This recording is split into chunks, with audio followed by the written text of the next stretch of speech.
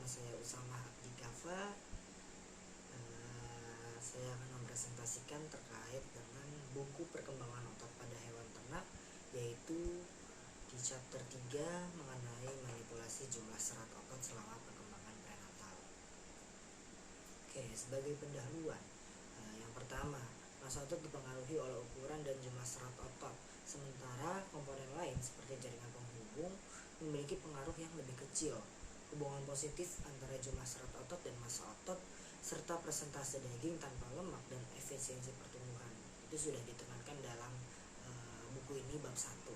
Kemudian meskipun hipertrofi serat otot berkontribusi pada massa otot, peningkatan hipertrofi serat dapat mempengaruhi kualitas daging. Jadi untuk produksi daging yang optimal, jumlah serat otot yang tinggi dianggap menguntungkan. Namun pada sebagian besar spesies ternak, jumlah serat otot ini telah ditentukan sejak kelahiran. Kemudian yang ketiga, manipulasi harus dilakukan sebelum kelahiran hewan. Jadi potensi daging hewan mungkin telah ditentukan sejak awal. Tapi di bab ini akan membahas bagaimana mencapai hiperplasia serat otot prenatal dan metode untuk manipulasi jumlah serat otot selama perkembangan prenatal, termasuk nutrisi prenatal dan promotor pertumbuhannya. Kemudian variasi alami dalam hiperplasia serta eksperimen untuk mengubah jumlah serat otot juga dibahas. Peran suhu dalam hiperplasia serat otot pada ikan juga akan dibahas pada review kita hari ini. Oke, selanjutnya kita mulai dengan yang pertama, yaitu pengembangan otot prenatal, di mana otot pada mamalia mengalami 2 tahap perkembangan. Tahap pertama melibatkan sel-sel pendahulu otot yang berasal dari bagian tengah tubuh atau mesoderm, di mana sel-sel ini berkembang biak di dalam otot yang akan tumbuh. Nah, beberapa sel ini akan bergabung untuk membentuk kelompok serat utama yang besar. Kelompok serat ini umumnya memiliki aktivitas lambat dalam memecah zat ATP. Kemudian sel-sel lain ini akan bergabung di atas kelompok serat otot utama untuk membentuk kelompok serat otot sekunder yang lebih kecil. Beberapa sel otot tetap di bawah lapisan dasar dari semua serat otot sebagai sel satelit yang memungkinkan serat untuk menjadi lebih besar. Kelompok serat otot sekunder biasanya tidak memiliki aktivitas lambat dalam memecah ATP, meskipun beberapa di antaranya mungkin menjadi lambat saat perkembangan lebih lanjut. Oke, selanjutnya mengenai pengembangan otot prenatal. Jadi pada babi setelah terbentuk kelompok serat otot tetap dalam posisi relatif mereka yang asli, artinya otot babi setelah lahir memiliki kelompok serat lambat yang dikelilingi oleh serat cepat. Namun pada sebagian besar spesies lain, serat otot ini tercampur sehingga pola ini tidak terlihat. Jumlah kelompok serat otot sekunder yang terbentuk di sekitar setiap kelompok utama bervariasi antara spesies, mulai dari 1 atau 2 pada tikus hingga sekitar 20 pada babi. Jadi kurang lebih seperti ini bagian yang pertama, gambar A, bagian otot semitendinosus babi yang diwarnai untuk ATP miosin lambat, itu sekitar 75 hari kehamilan, dengan P myofiber primer dan S myofiber sekunder, dan serat lambatnya yang berwarna hitam. Kemudian untuk gambar B ini, bagian otot semitendinosus babi dewasa, yaitu sekitar 6 bulan, yang diwarnai untuk ATP miosin lambat. Oke, masih dengan pengembangan otot prenatal, yaitu pada hewan mamalia seperti babi, sapi, dan domba, proses pembentukan serat otot primer dan sekunder terjadi selama masa kehamilan. Pada domba bahkan terdapat generasi ketiga serat otot yang berkembang. Kemudian pada ayam, pembentukan serat otot terjadi setelah penetasan telur. Namun pada ikan seperti troplani, pola pembentukan serat otot tidak sama dengan mamalia. Mereka dapat terus membentuk serat otot baru sepanjang hidup mereka, dengan 3 fase pengembangan otot yang dapat diidentifikasi. Meskipun sumber serat otot baru pada ikan masih menjadi penelitian aktif pada bukti bahwa sel pendahulu terdapat dalam bagian yang disebut miosepta. Dengan kata lain, proses pembentukan serat otot berbeda-beda pada berbagai jenis hewan. Selanjutnya yaitu mengenai variasi alami dalam pengembangan. Jadi ada sejumlah faktor yang terjadi secara alami yang akan mempengaruhi jumlah serat otot yang terbentuk selama perkembangan prenatal. Jadi faktor-faktor ini itu meliputi spesies dan ras. Jadi spesies yang lebih besar cenderung menghasilkan lebih banyak serat otot dalam otot mereka daripada spesies yang lebih kecil. Namun ukuran serat otot yang matang pada umumnya tidak terkait dengan ukuran spesies. Terdapat bukti bahwa di dalam suatu spesies terdapat perbedaan ras dalam parameter jumlah serat otot. Untuk beberapa otot dalam beberapa spesies, tampaknya juga terdapat pengaruh jenis kelamin terhadap jumlah serat otot. Nah, faktor-faktor ini yang sudah dibahas lebih rinci di bab 1 buku ini. Kemudian beberapa kasus hipertrofi otot ekstrim telah terbukti sebagai konsekuensi dari mutasi gen. Nah, mutasi gen ini meliputi gen myostatin pada sapi yaitu dengan double maskul, terus gen reseptor ryanodin RYR pada babi, dan gen Kalipai pada domba. Nah, gen-gen ini dibahas secara detail juga di bab 1, bab 14 dan bab 15 di dalam buku ini.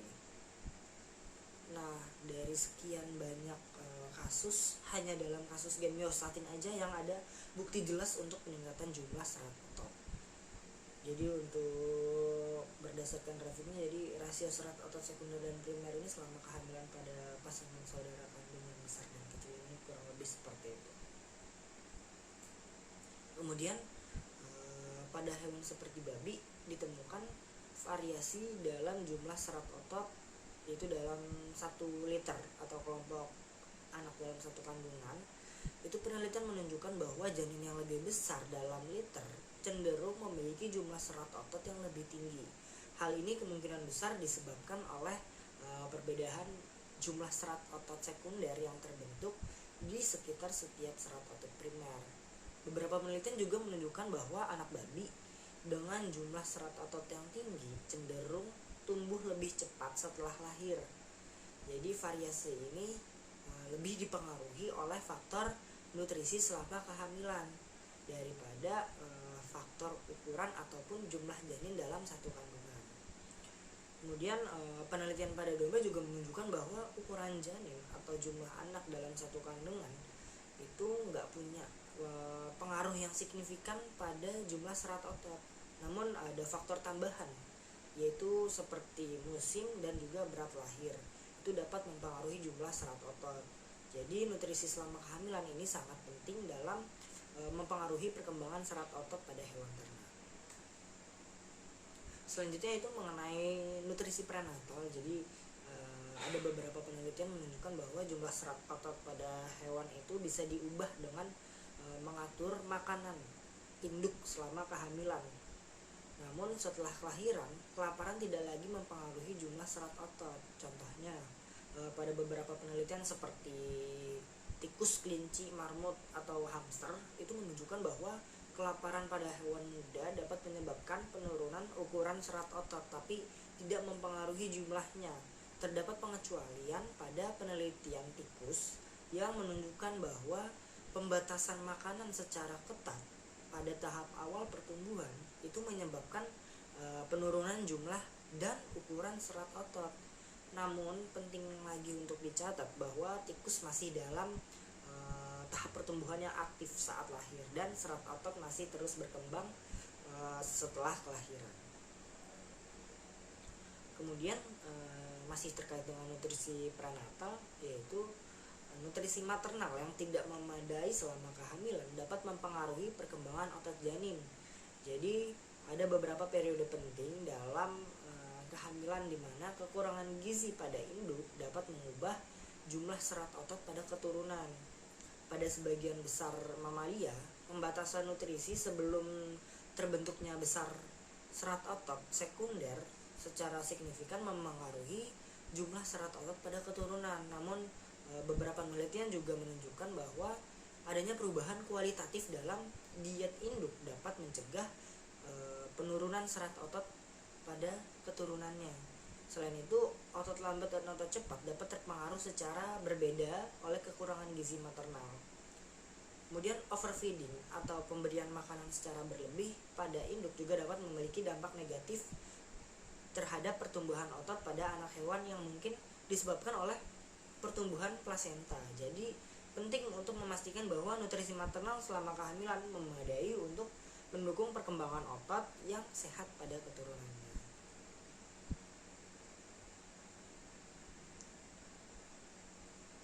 Oke, selanjutnya ada faktor-faktor pertumbuhan mirip insulin dan nutrisi. Jadi faktor pertumbuhan terutama IGF-1 dan IGF-2 memainkan peran penting dalam regulasi pertumbuhan otot. Jadi growth hormone ini merangsang pelepasan IGF-1 yang mempengaruhi diferensiasi dan proliferasi sel otot. Nutrisi maternal memiliki pengaruh besar terhadap tingkat IGF-1, terutama saat terjadi kelaparan atau kekurangan nutrisi. Hal ini dapat mempengaruhi pertumbuhan otot pada keturunan. Studi pada domba menunjukkan bahwa overfeeding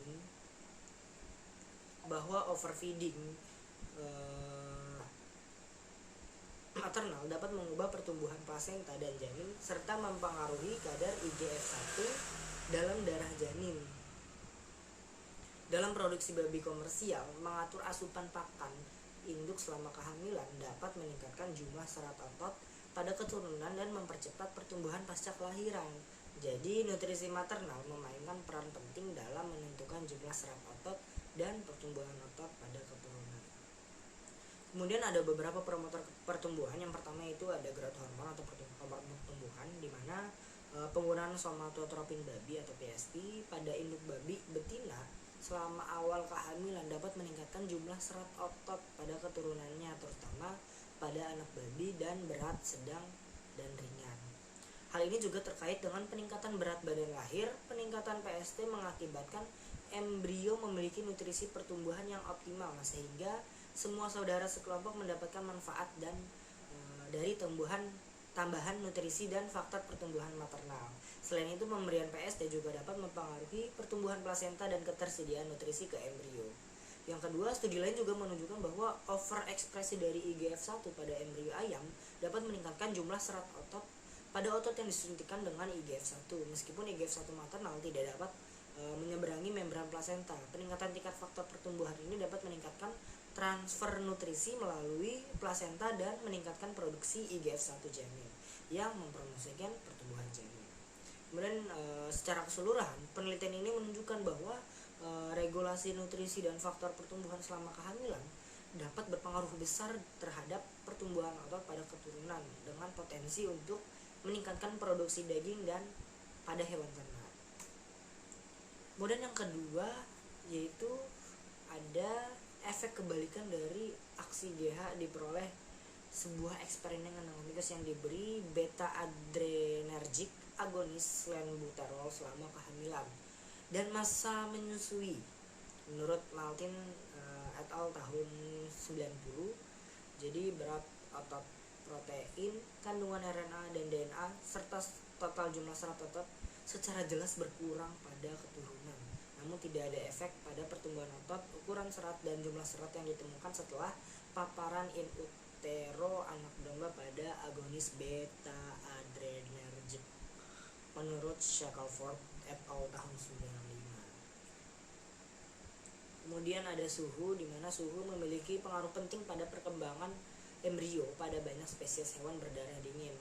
Pada salmon Atlantik, suhu yang lebih tinggi saat menetas menghasilkan serat otot yang lebih besar, namun jumlahnya lebih sedikit, dengan inti otot yang juga lebih sedikit. Namun pada ikan haring, suhu yang lebih tinggi menghasilkan lebih banyak serat otot namun lebih kecil.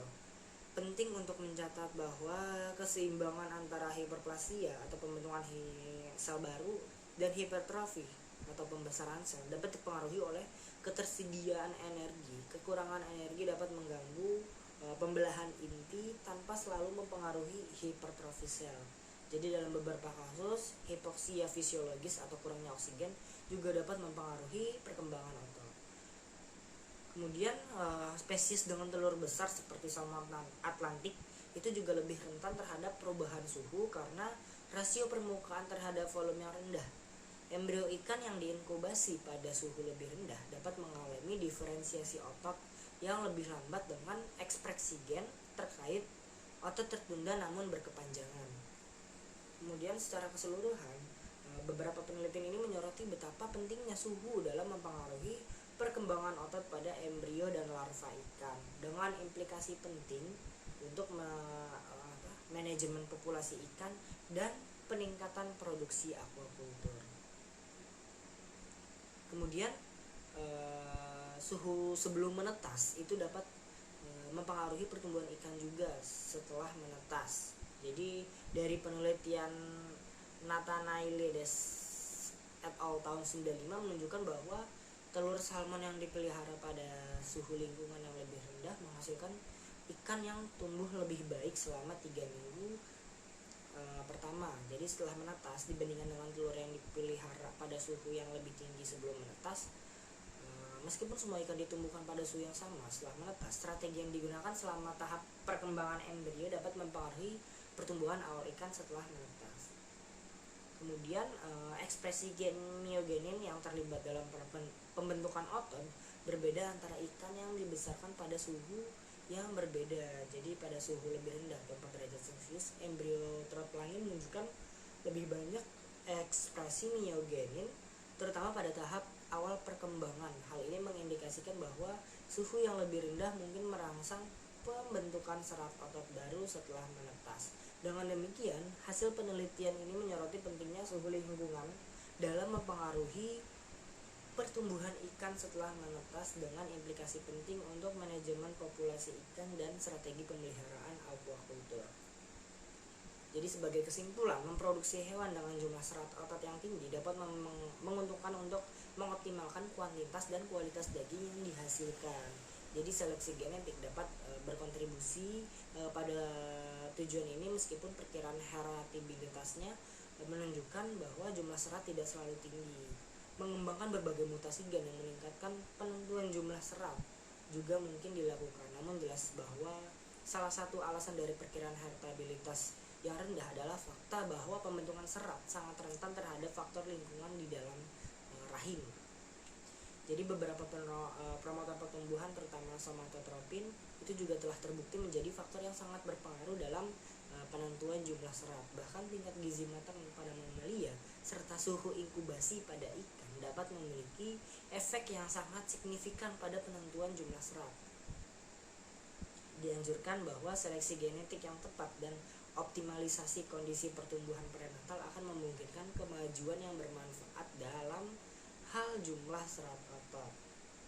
Jadi pada chapter kali ini telah ditekankan bahwa perlunya lebih memusatkan perhatian pada perkembangan prenatal untuk lebih mengoptimalkan pembentukan serat, karena jumlah serat hampir tetap pada saat kelahiran pada kebanyakan mamalia. Dapat diperdebatkan bahwa potensi daging dari seekor hewan ditentukan secara prenatal. Baik, terima kasih presentasi dari saya. Kurang lebihnya mohon maaf. Wassalamualaikum warahmatullahi wabarakatuh.